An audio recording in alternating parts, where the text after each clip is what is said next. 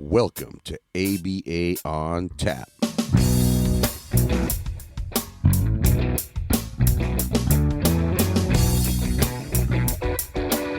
I'm Mike Rubio with Dan Lowery.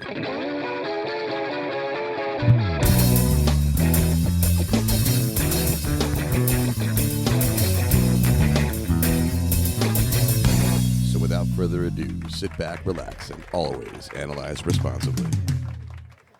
La, la, la, la, la, la, la. Just warming up for ABA on Tap. Thank you so much for listening. This is part 2 of our interview with Dr. Kerri Milyko, and it's going to be fire. That's super interesting, which kind of leads, you covered a lot of ground there. I think a lot of what you're saying comes down to incentives, and I think a lot of incentives, which is kind of why we started our own company, because we were really burnt out with the field and the billable standard and that kind of stuff. Oh, yeah.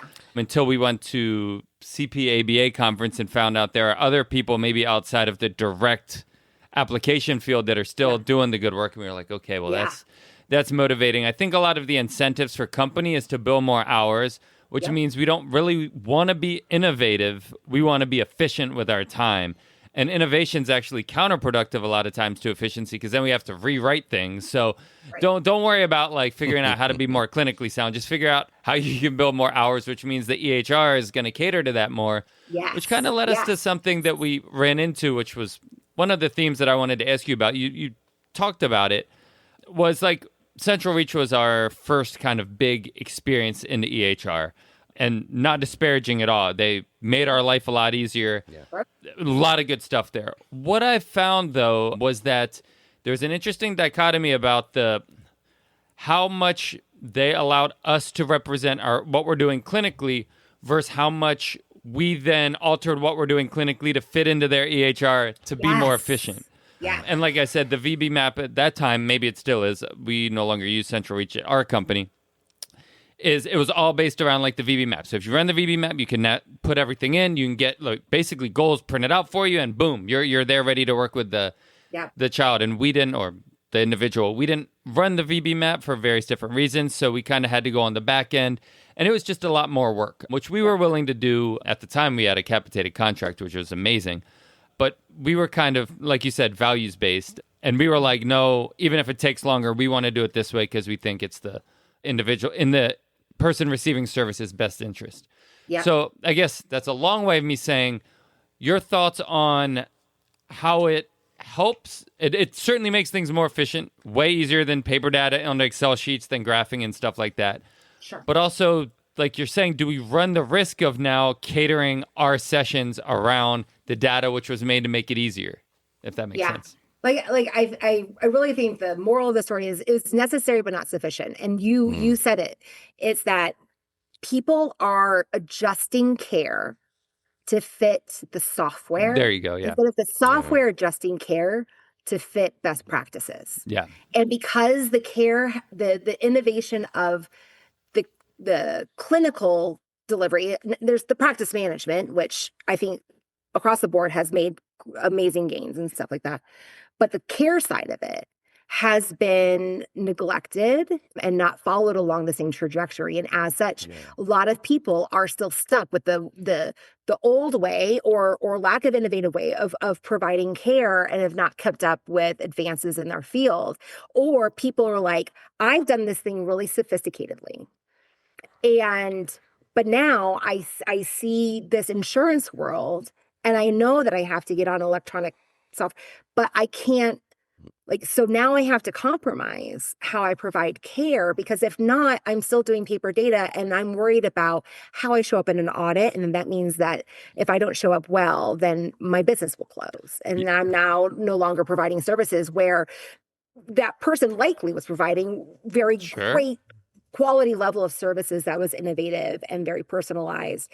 So it's like, again, I think that like a lot of the state, so a lot of the roadmaps, you said it too, that were dictated by conversations with enterprise level organizations, their CEOs or CFOs or CRO, whatever, right? Some MBA that wasn't a behavior analyst and said, hey, we need this because we're expanding and we need to Sure. and we want their doors to be open. We need people providing services. Yeah. But they don't understand the issues around care.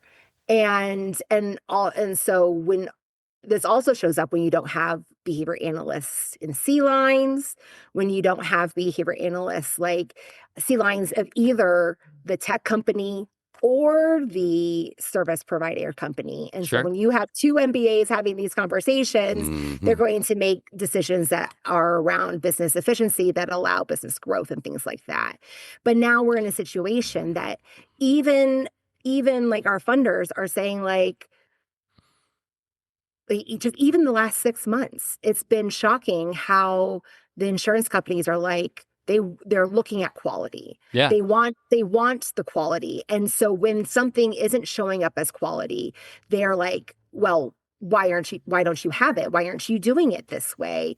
These are what you guys say are your standards, or you guys don't even know your standards. And so as such, we're going to give you some quality standards because you didn't give any to us. So we're going to have to pick something. And so, and as much as behavior analysts would feel like they were screaming into the void, operational efficiency was what was chosen.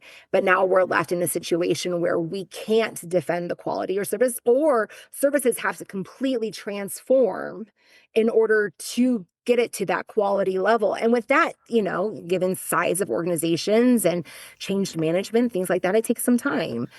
And so, I don't want to blame the EMRs, but it didn't help us. Sure.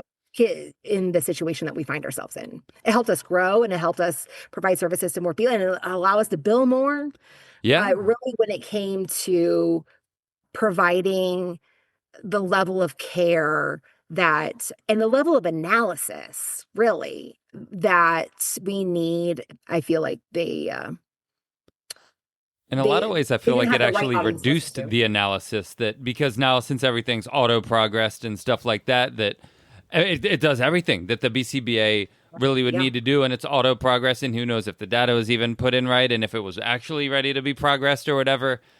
So yeah, and I think a lot of what you're saying actually reams true. I never thought about it, but people are at any EHR company, they're going to partner with somebody to get their product off the ground, and that's going to be higher level discussions, and they're going to say, what features do you want? And those features are typically not going to be the ground level BCBA. It's going to be somebody higher saying like, hey, can we progress these things, or can we pass an audit more? I know that's a lot of the features that a lot of them are like, we'll get you ready to pass whatever audit, or we'll make the clinical notes good for TRICARE, which is an interesting thing. And you mentioned the insurance piece too, which is also interesting because I do a lot more of the back end stuff. Mike does more of like the direct, still face to face with the clients. Sure. He has a lot of direct clients. I'm more on the back end side of things. And I say this now, as I'm sure next week I'll be on the phone for 3 hours going from department to department trying to figure something out.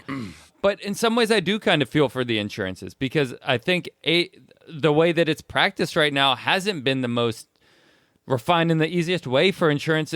It's like, just give us 40 hours. And again, we maybe do like 5 or 6 hours. I'm saying us as a field, not us as a company. We're not asking for 40 hours. But it's like, just give us 40 hours. Well, how do you justify? Just give us 40 hours. And then in 6 months, we're going to ask for another 40 hours and another 40 hours. So in some ways, like you're saying, I don't feel for insurance companies per se because I don't know what their necessarily their incentives are. Their but motivation. I don't think we've done ourselves much of a favor in the outcome I don't side know of if they're asking like justify these hours because is it clinically or medically necessary?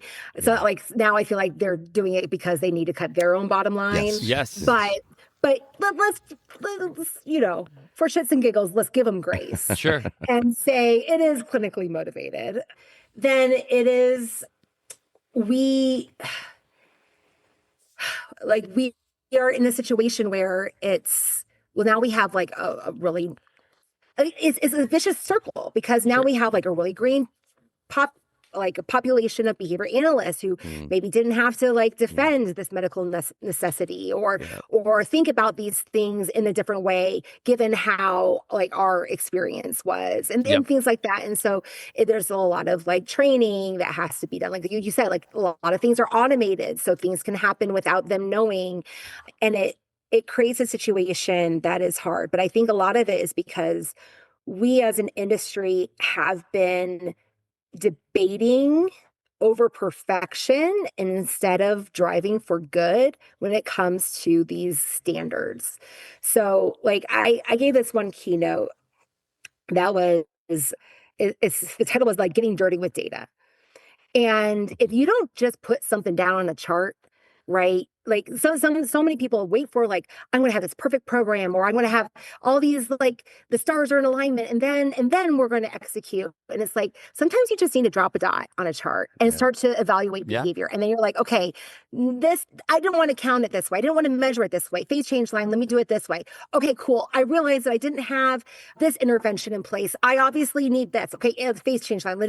And it's only by like behaving in which we can shape behavior and get to that point of being like, yeah, this is really good. And I think as a field, we're debating over what are outcomes and what are these agreed upon outcomes and things like that. Oh, you can't measure that. That's not standard. You can't do this, that, and all these other things.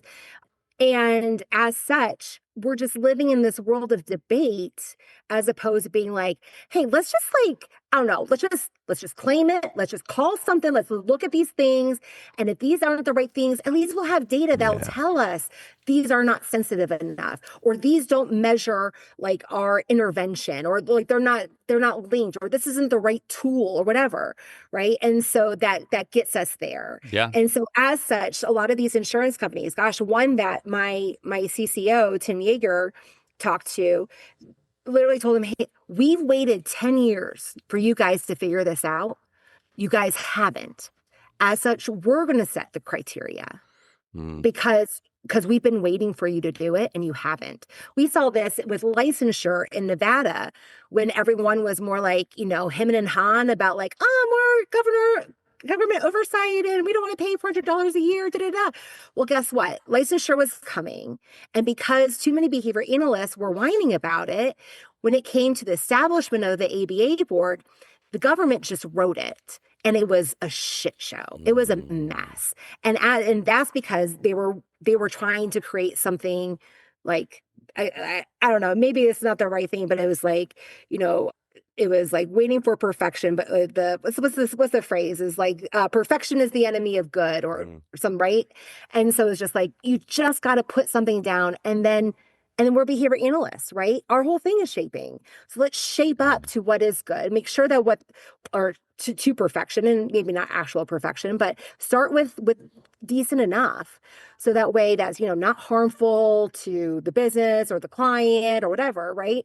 And then shape from there and learn, and have some insurance partners to help us like guide that way, to create that. Because I think that we need to have insurance companies partner with us with that, to allow us to be like, yeah, this isn't as sophisticated as some other like behavioral health models or physical health models, but we're kind of like new in our world as an industry, and we want to shape up to that. So I think it's I don't know, it's hard because you're right. Like I can't really blame them. I don't like them. I'm absolutely angry at them. Yes, I agree. But at the same time, it's like, I get it. to their We kinda point, did they it to waited, ourselves. and we haven't produced. It's funny you mentioned the perfection piece, because you have a good saying that you use, is that the science has already been proven. Like we don't have to reprove the science with every single client that we work with. Like we don't have to reach that level of internal validity and that level of proof with like each individual client. It's already been proven.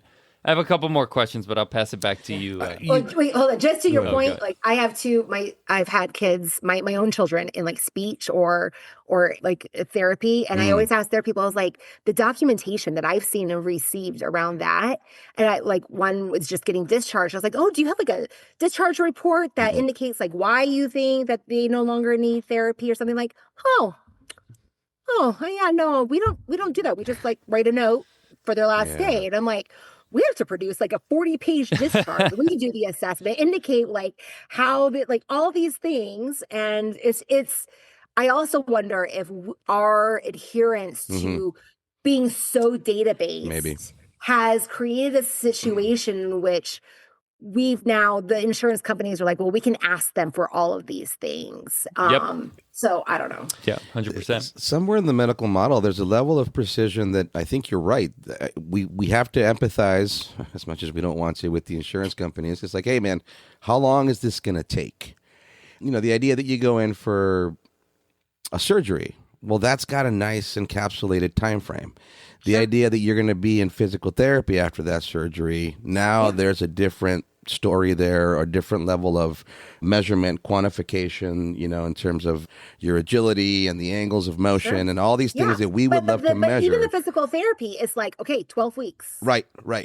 And then, so yeah, to your point, is like, that's, I think, what we have a hard time with, is in saying, if we tell you it's going to be 2 years of this, then you're going to hold us to that. And we're just not so sure that we're going to be quite there, given that those 8 hours, 12 hours of assessment only give us this initial plan. So the idea that we're coming up with goals that we can guarantee are going to be achievable in 6 months. So there's like this back and forth that's really interesting. And I mean, there's got to be models out there that are a little more open-ended, maybe like addiction recovery, or I don't know, because clearly these things do get funded by insurance. Yeah. Right. There you go. And even that, I mean, that if anything, it's recidivism, right? Like one of the things that plagues addiction recovery is relapse. And I think that's a lot more, that's closer to the things that we look at from a developmental perspective, from a family dynamics perspective. There's so many variables that are going to affect how our data demonstrates some level of mastery. So we're not tracked. Like, do we know, like, again, like, okay, client walks in as an ASD diagnosis of like level 2. They're 4 years old. They have parents who are divorced. Dad is on it. Mom she's spread thin. And so she's maybe not as adherent to protocols in the home. They also have a additional diagnosis of AD. Well, no, these 4. So they also have an additional diagnosis of like epilepsy. Yes. And then their violence scores show blank, right? Like I think we sometimes are led more by my past clinical experience has led me to recommend these many hours. Yeah. Right. And it's kind of like, I don't want to say like, it's a well-educated gut, right? Like I've worked with clients similar. It's your experience 100%. At the end, right? It's your experience at the end of this client profile. 100%. And so we as a field need to get to the point where, these, I think this is where it's like, we have to do stuff and then insurance companies have to do stuff. We need to get to the point in where we can say like, hey, we got some client profiles and we found success with this course of treatment, like this intensity, these type of like, this amount of like programs to these content areas or whatever, this focus, this level of parent engagement. And we've seen this percentage points of increase on the Vineland in this many of years. And so the insurance company can start to make predictions. Okay, cool. So we can start thinking that we'll titrate hours, after 2 years of intensive services or something like that, right? But we right now we're kind of going in there on the small end of your own experiences. And I can't tell you how many times I've been like, I also have had clients where I've like, cool, I've worked with a very similar client and I think that they're going to do this, and they do. And a client shows up, same profile, and we'll see, my understanding of and show up completely different. And it's twice as long that I need before that they're discharged, right? And so what is the difference there? And the temperature of the butter. Yep. Yeah, the temperature of the butter. Exactly. But we don't have, so this is where I do want to bring AI in, because we don't have maybe the sensitivity, or like we're not looking at all the variables, or we're looking at the big variables, but there's some like minutia in there, such as temperature of butter, that isn't written in the recipe, right? And so I think that as good partners in the medical field, it is on us to start to think like, how can we start to make some of these predictions? But the insurance company, on the other hand, has to allow flexibility within those predictions, Sure. right? Hey, this variable was not accounted for, as such, like more time is needed or something like that. It's just everything can't be in the dark. Some things have to be a little bit, clarified, if you will. Is it But all of possible this that is behavior is more variability than the recovery of the human body? Yes, absolutely. Absolutely. And it's in contact with so much more like contingencies that allow it to be variable, right? And so that's why I think we have to be, again, finding those partners to allow for that graciousness and just to start and be like, hey, we're gonna start with something. We're gonna start saying like, okay, this, come in with this diagnosis. We're predicting a discharge in 2 years. Let's follow this and see if we're right. If we're not right, let's learn from that. What variable led it? Was it, poor utilization rates, cancellation rates on either the side of the organization or the side of the family? Was it a co-occurring diagnosis that was not discovered until they were 8 years old? Like, right, that 4-year-old turned out to also have ADHD, wasn't diagnosed until they were 8 or something. Like, there's so many other things. It could be also the level of the technicians working with the client, but that's something that that's our side of the street that we need to clean up on. But I think all of this, though, can't happen without some standardization in our curriculum and our instruction. And so not standardization in that everyone just uses Betty Crocker cake mix, right? But it's that like standardization of saying, like, here's the outcomes we're working towards. Here are the behavioral cusps that help generate these outcomes. Here are the programs underneath those cusps that lead up to, right? All of this is that constellation. And with having standardization, it allows us to say like, okay, we know that they received a similar type of intervention. That doesn't mean the instructional arrangement is the same. That doesn't mean it's play-based versus tabletop. Like, all that can be variable. But it's like it's more about like the standards of these skills and ensuring that all of the critical attributes are taught, as well as we're sophisticatedly piecing together the variable attributes to personalize it for the client. And when we have the critical attributes in place with personalized variable attributes, then we have a skeleton, right? Like, we all have kind of like the same bones in our bodies, right? Ish. But we all look different, right? And so we can still personalize everything, but we need to have some sort of like framework to work from that is standardized. Is that so in the beginning, you mentioned that individualization sometimes, or over-individualization, may have been a disservice to our field in general. Is that kind of what you're talking about right there? What you just said? Like if everything is totally different, then that makes sense. Then it's really hard for us to say, like, to make claims. So like the TRICARE report that was released 5 years ago or whatever, that talked about how ABA didn't make adequate gains in the time in which they had. We can't necessarily say that. We can't group data together and say like, oh, look at all these learners who didn't make it.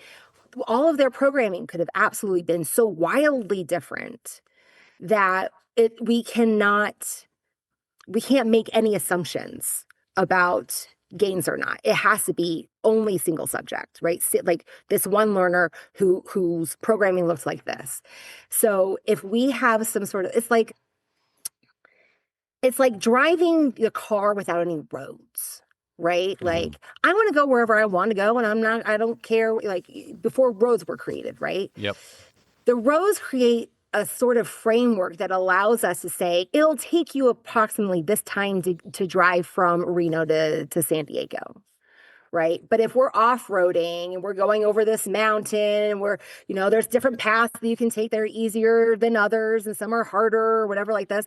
Now you can drive differently on the road. You can use different cars, you can turn, you can go faster, you can go slower, you can change lanes, you can pass people up, you can get in a car accident if you want, right? But there's individualization within the road, but the road itself provides some structure to give us some guidance because we are in a medical field that requires a level of reporting and a level of accountability that when everything is personalized, it's really hard for people to be held accountable because they're like, well, this is just how I do it. And oftentimes it's personalization just based on the experience of the clinician and not necessarily the needs of the client.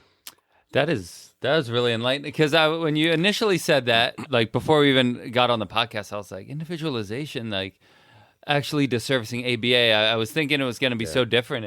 And now that you've explained it, I think that's so valid. Who would fund that? So let's say we're working with an individual that maybe isn't making progress for whatever the multitude of reasons might be, or they're done, they're discharged, and we're trying to figure out why it took them 4 years instead of 2 years. Yeah. The individual companies probably aren't going to want to do that because that's going to be time that they have to spend, and who's going to is the insurance company going to compensate them on the back end to go look at all the confounding variables that might have been there? Are the insurance companies going to have somebody on their end to take a look at all of the reports and try to figuring it out through the reports? That seems like a great idea and certainly should be done. I'm just wondering how that would be funded. Who owns it? Yeah. Right? Who does that? Who's going to have?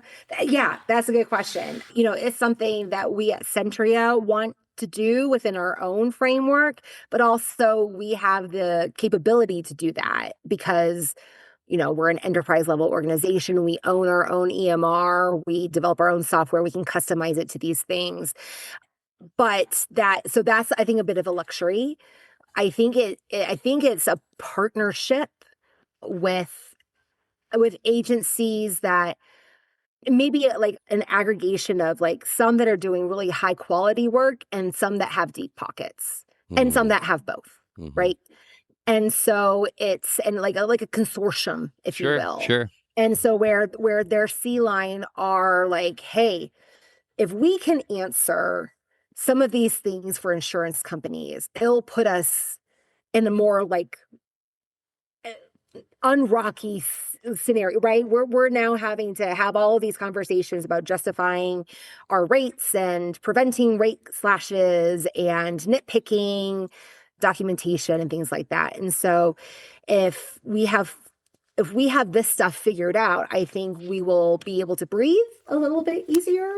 And so if we have C-Line who acknowledge that and come together and work together and not see each other as competitors, but as partners in answering an industry-wide question that is, for me, seems existential. Like absolutely, it's one of, right? And it can really make or break our field today. Like I see behavior analysts who are working for insurance companies that I feel like sold their soul because they're asking some questions. And I'm like, how, like, do you not know that, like, no, we can't guarantee this level of supervision per week because the client can get sick. And, so that's why we look at it per month or something, whatever it is.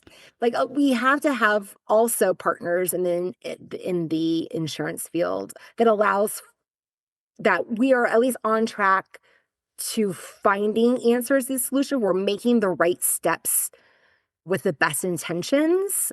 But yeah, you're right. This is not an insurance company saying like, hey, we'll be flexible. If you said it was going to be 2 and it turns out to be 4 years, right? Sure. We'll be flexible because we know you're putting forth all of this work over here. And then with us, I think it's different agencies coming together and partnering.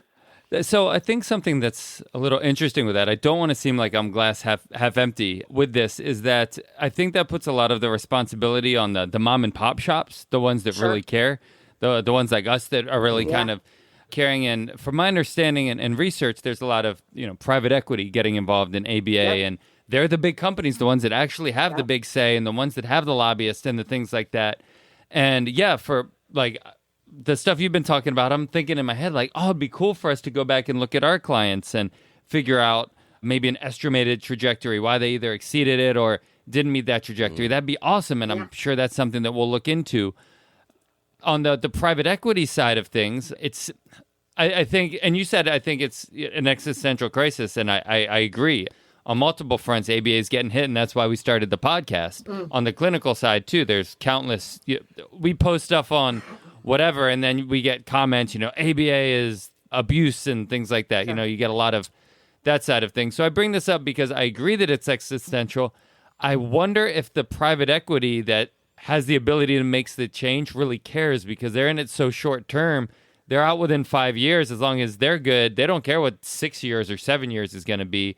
So it's kind of putting it on the mom and pop shops that I don't know how much leverage we have to be able to prove to the insurance companies that it should be done a certain way. That made sense in my head. Did that make sense to you? No, it does. So, I straddled both worlds. Okay. I am still a silent partner in our very mom and pop shop here in Reno, and I am a VP at one of our, largest ABA organizations. And so I see all the goodness that both areas are doing. I think some are able to respond to change faster than others. And with that, yes, I see a Reno company is they report on decisions made in every supervision session, the type of decision made. They talk about how many goals per day, and not goals like assessment goal, or treatment goals, but how many, every client has a daily goal per program, and how many goals are met per program per day for a client. We know what percentage we want to have. We want our clients to earn 75% of those goals obtained per session. If it's too high, if it's over 75%, then the level of intervention is too easy. If it's under 75%, then it might be a little bit too hard. And we look at it at a monthly rate, because each day and week can fluctuate depending on different circumstances, things like that. These are things that I think a lot of enterprise organizations, aren't looking at and are trying to, because they're spending their focus are on more other necessary, but again, not fully sufficient things. When it comes to intention and things like that, the Daddy Warbucks, who is the PE firm in the back, they wanted to see a return on their investment in 5 years. Absolutely. What we're seeing, though, now in conversations is that the conversation isn't around necessarily build hours. It is around quality care, which was a pivot than what it was before. So that is good. But also, they still want to see a return on their investment. But they know that now they won't get a return on their investment unless services are meeting a particular level of quality.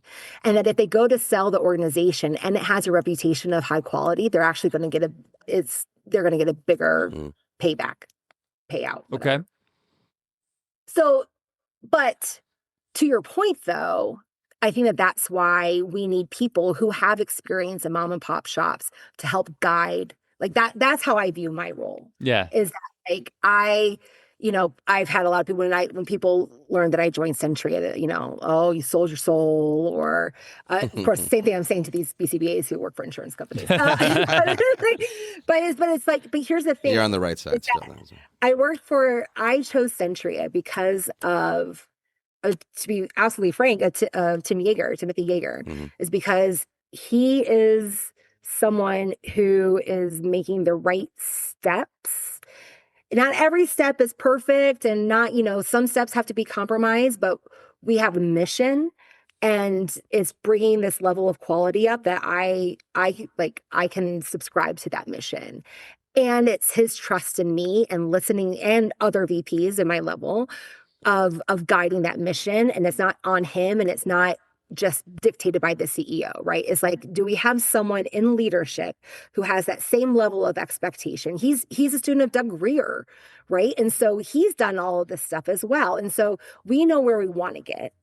And granted, these steps to get there are smaller because of the change management that you have in enterprise organizations, as it was in, organization that has, 50 staff of 50, or even, 50 BCBAs, right? Like that looks different than when you have 500 BCBAs. And so making the incremental change. And so it's like, as long as I know that we are making the right steps there, because here's the fact of the matter is that we need everyone. We need the small businesses, because I think that there's so much richness and value, and I think that you guys can be innovative and really start to be like, hey, like we've put in this place, and you're so, like, your organizations can be so responsive to these shifts and to how the field is shifting with respect to care, or even like organizational work. And then, but also there is, if we're just mom and pop shops, we can't service the industry at large. And these PE firms are going to be there. And so my thing is like, if it's going to be there, right? If they're going to exist, I'd rather them exist with us trying to shepherd it towards quality, as opposed to just allowing them to, like, be run without quality in mind. Sure. And so finding like-minded people with that. So I think I hope that it's not, the onus is just on, like small mom and pop businesses. But that's why I think like a consortium of learning and growing and saying like, okay, you did that, but can we do that at scale? Right? Is it sustainable at scale? And how do we bring this about? So it's a partnership between, these two that sometimes seem to be at polar ends of the spectrum. And there's a lot of like, back and forth, but it's like, how can we show up in partnership? Because like, for me, I think like we need to be all in and fight this fight, instead of like, debating. What they used to say was like, I don't know, some argument about angels yelling at the tip of a pin. I don't know. This is an old saying that Okay. to say. And I was like, I don't know what that means. But like just complaining over things that I think are ignoring the grander issue, right? Okay. Let's not complain about Trump's like reorganization of like the White House. Let's talk about some other things that are absolutely more critical. Like, let's not get distracted, right? Yeah. And so we see that in ABA. Let's not get distracted over the things in which that are really showing up for us. And I think with that, we need to partner across some lines here. That makes sense. I have one more question, but let me pass it to you, Mike. Well, I've got a big one though. So no, and I was going to shift gears too. So if you're on the same thread, let's keep going. You sure? Yeah, I'm positive. So we kind of going back to the original thing that we talked. Thank you for sharing that. That is really enlightening to know that. Again, PE kind of gets a negative rep, and there's good and bad, just like there's good and bad mom and pop shops. So absolutely, it's good to know. It's good to thank you for that perspective, more from kind of the inside as well. It's good to hear that. So we've talked about goals and goal banks and things like that, and a lot of your careers in curriculum development. One thing that, at least recently, we've been exploring the idea is the difference between goals and procedures. And I feel like historically, ABA, at least, again, I'm just speaking from my anecdotal experience, and even, I guess, how it's reported, because it's reported through progress reports with just goals. There's not really procedures written in the reports. It was like, here's your goal sheet. You've got, 5-word mans and name and personal information and stuff. Here's your goal sheet. Run these goals. And you kind of figure out how to run those goals, which led to a lot of decontextualization and made more sense maybe when it was more DTT oriented, and we're going to sit down, and it doesn't matter what goal we're working on. We're going to sit at the table in the chair, and I got my reinforcers, and I'm going to ask you, and it's all very regimented and standardized. Versus now, especially more naturalistic, it seems like procedures might be more important than the goal of like, how are we actually engaging on with this person? Is what we're doing functional? Am I asking you like to touch your nose while you're rolling a car? Like, is that even relevant? So thoughts on kind of the differentiation between procedures and goals, how procedures fit into a curriculum, and how they can be reported about in a way that can be then implemented into the session. Sure. Really good question. And I think that, again, the newness of our field, some procedures are maybe necessary, but I think you need both. I even if you're play-based, I still there's so many people. So like I was trained in tabletop activities. And so when NAT was showing up and I was trying to do that stuff, it was harder. Same. Like same. I could bust Same. out a session like no one's Yep. business at Same. the table, right? Yep. And I had to be really creative about like, okay, I need to work on prepositions. I need to work on and like different learning channels, and I need to work on like some imitation, whatever, right? And so I was like, how can I craft all this while we're playing with the dollhouse, right? And so I would do this, and it took a lot of time to be like, what fun activity can I create in order for us to work on, like, to have practice opportunities around these things, because really you can't acquire a skill without practice opportunities, right? For sure. And so I think that, like, I think procedures are necessary to begin with, and especially when we have, again, such a new field and we're looking for like fidelity. Sometimes there is very much a way that you have to work with a learner, and you're like, don't deviate from, we're not ready yet to deviate, right? Deviation will come, but we may need to start this way. Or you start with a whole bunch of things, but there's this one thing that they keep on tripping up on. And we as human behaviors, we do a lot of things the same way, and we don't show up variable. And so your procedures sometimes have to guide you to be variable, to be creative and things like that. But I think that this really, and I hope that this gets to your answer, but the way that I see this is not so much, it's at a micro data and meso level data lens. So you have micro data, are the data that you collect on targets, it's direct, discrete, right? We do that. Macro data are your assessment data that are, infrequent, but you're looking at kind of developmental levels, right? These come from like Vineland. Your criterion reference assessments, they're more like a macro level, but they're like more proximal, closer, because a lot of the things that you're looking at are what you're collecting data on the micro level, but it's actually the score is showing up as a macro level data, right? Not necessarily that line item. What connects the two is mesodata.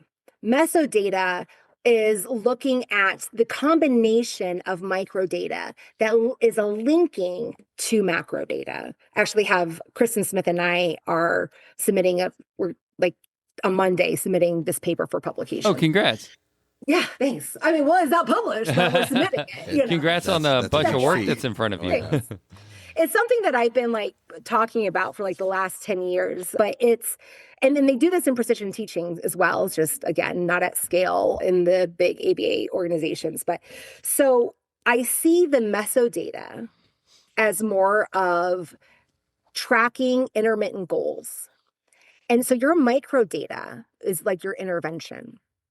And so your procedures and things like that. Now, what you want to happen, and it would be terrible behavior analysts if this didn't happen, is that like we see increasing trends or skills acquired at the micro level. You teach it, you have reinforcement, skills acquired. That we can rinse and repeat that every day, right? The question is the gaining of skills at that level actually making an impact at the macro level?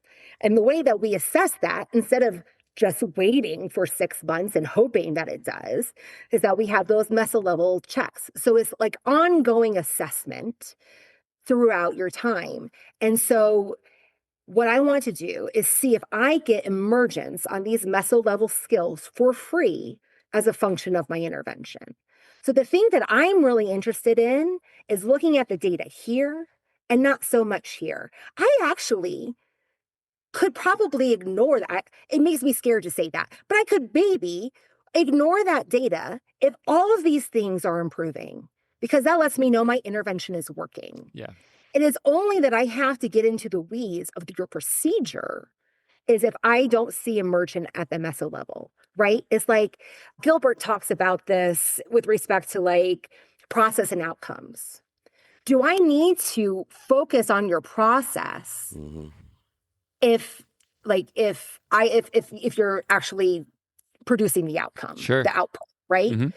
So, and then that's kind of how I show up as like a manager anyways. It's like, I don't want to micromanage you. Be like, well, did you, use Asana or did you do this? And but if you're actually producing, Yep. cool. I don't have to go into the weeds with you. If you're not producing, well, then we have to go into the weeds. We'll have to figure that out. So you think about that at a learner's aspect is that like, I think that we can get to a point where we can free up the procedures if we are looking at meso level data and ensuring that progress is being made. But what makes me nervous is that no one's really doing that. Like across the board, I say meso data, and it's not common, and a lot of like our EMRs aren't set up this way for progress monitoring and things like that. And so as such, like the only meso level data, and it's not meso, it's metadata, is that they're talking about long-term goals, and these are more about like, it's the roll up of whatever targets are completed and things like that, right? And so it's not a roll up, it's a combination of skills that shows up, right? So if you are doing single word manned or single mans on, let's say, preferred objects, and that's what your intervention is, then a more proximal manned meso level check could be manding with 2 words, or you could be looking at tax, how the man transforms into a tax, right? And so is it that like, yes, I want them to be able to man for granola bar if granola is their favorite thing in the world, or I want them to man for Mickey Mouse, absolutely, because those are the preferred things. But it's really about teaching this repertoire, right? And how can this repertoire of asking for your wants and needs translate to other skills that allows you to interact with your world, which would be tax, right? And so if our focus is on the meso level data, which could be those goals, depending on how you slice it, then the procedures or micro data, we don't have to be so tightly wound to them that it can show up. So that's why I say, like, you want to do DTT, you want to do NET, you want to do everything while kids on a skateboard, you want to, however it shows up, cool. How are you tracking it at the meso level data to ensure that we're seeing progress? So again, that's that standardized skeleton that I think that we need, that we don't have. And so what we're doing is we have so much variability at the micro level, and we have measures that are not really created for how we're showing up in the medical model of care.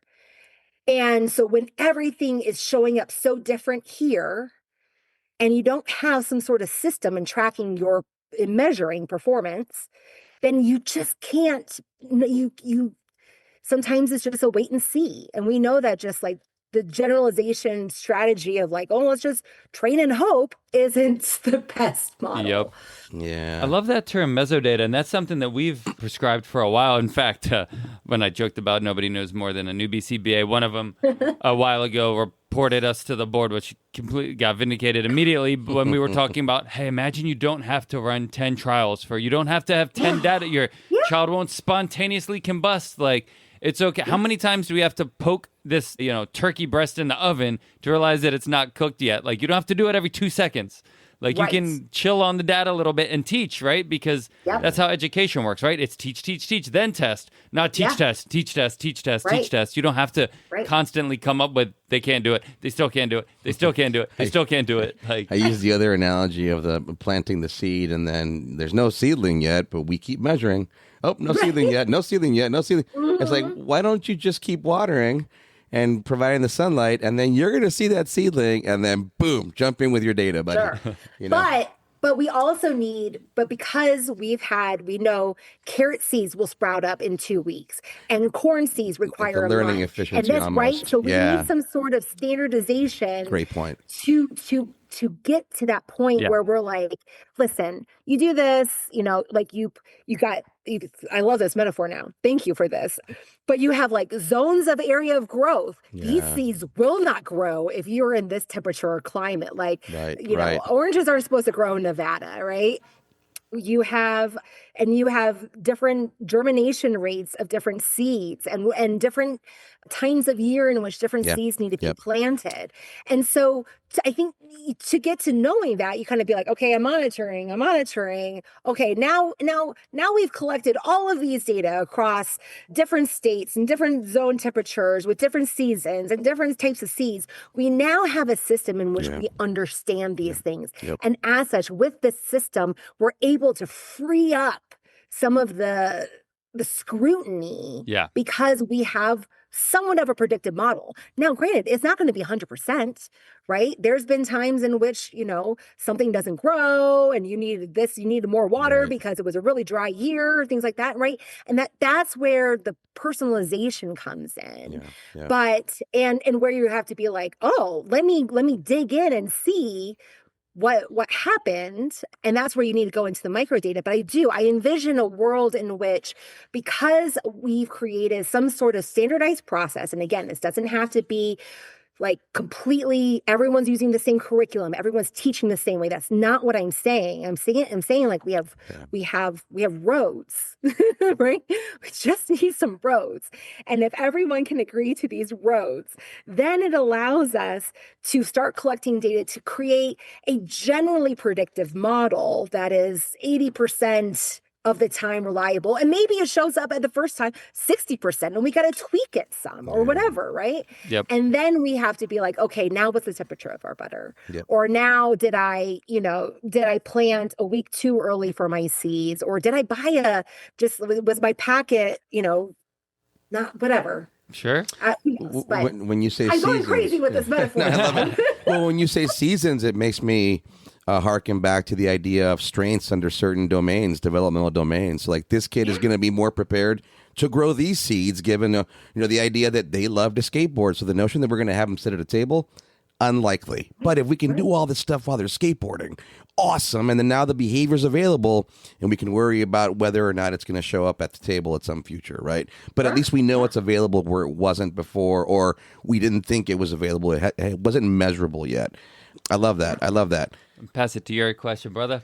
We might be at the end of our time here. No, I'm just saying. No, not at all. We could talk to Dr. Kerri for another 4 hours. We'll have to have her back on for sure. We're going to have you. We haven't even gotten into what is great. precision teaching to the people that don't even know what that is. We kind of did. Yeah.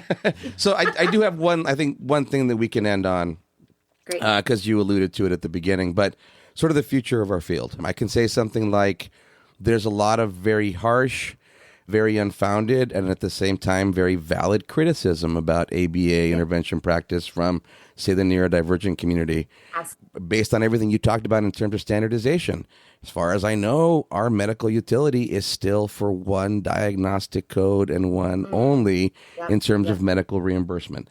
Let me just throw those two major things out there and let you run with it for a little while. Yeah, no, I think the criticisms of our field are valid, and we should listen to them and learn from it and grow. A metaphor that I would always link it to is that something showed up similarly with maternal health care, on how women were given birth, and like physicians did what they want because it was in the best interest of the mother, but it wasn't a good experience for the mother, right? So there's a lot of if the people that we serve are saying that they want to look different and show up different, and they say, still help us out. Like there's some things that we need help with, but also not this way. Then let's listen to that. But I see the future of our field, what I will love to get to, and I talk about this with some colleagues, we call it like the centers of the future. And Dan, to your point about technology, it's not about more billable hours, although, it would be great. Like it's about getting clinicians out of their laptop, right? I want to see I if love there's that. a I'm way, stealing that. right? If we can have technology collect the microdata through AI, Love it. right? and it's the center of the future.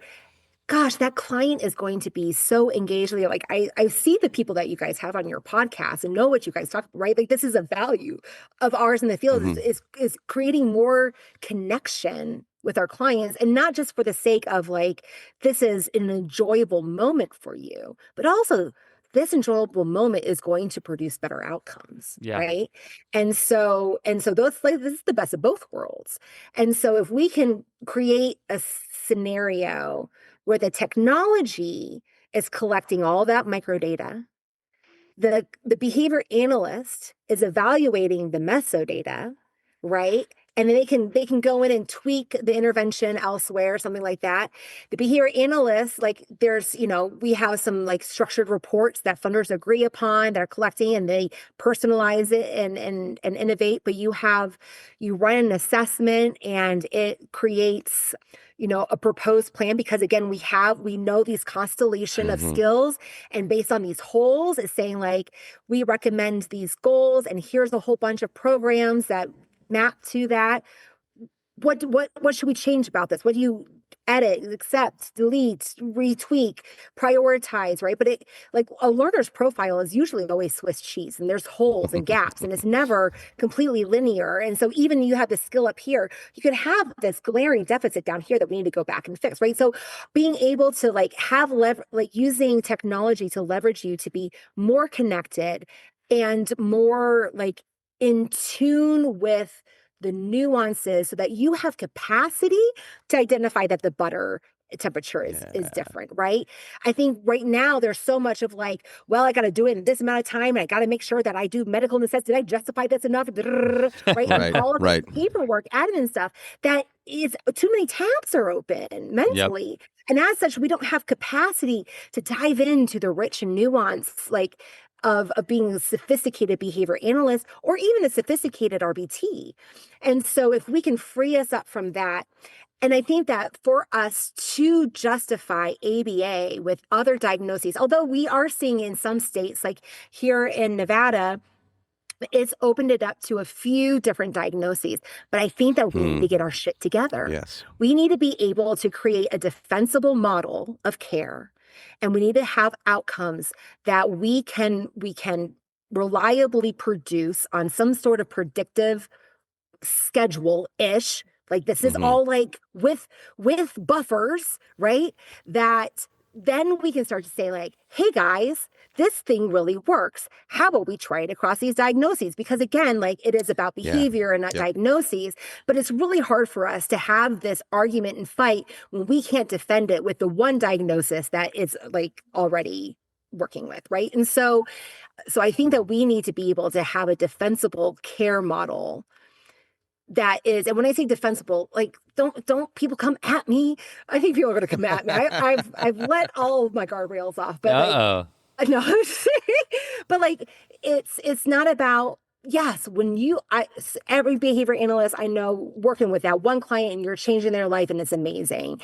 When I talk about defensibility, I'm talking about at scale, at an aggregate, right? Yeah. And right now we don't have a way in which we have found how we can do that.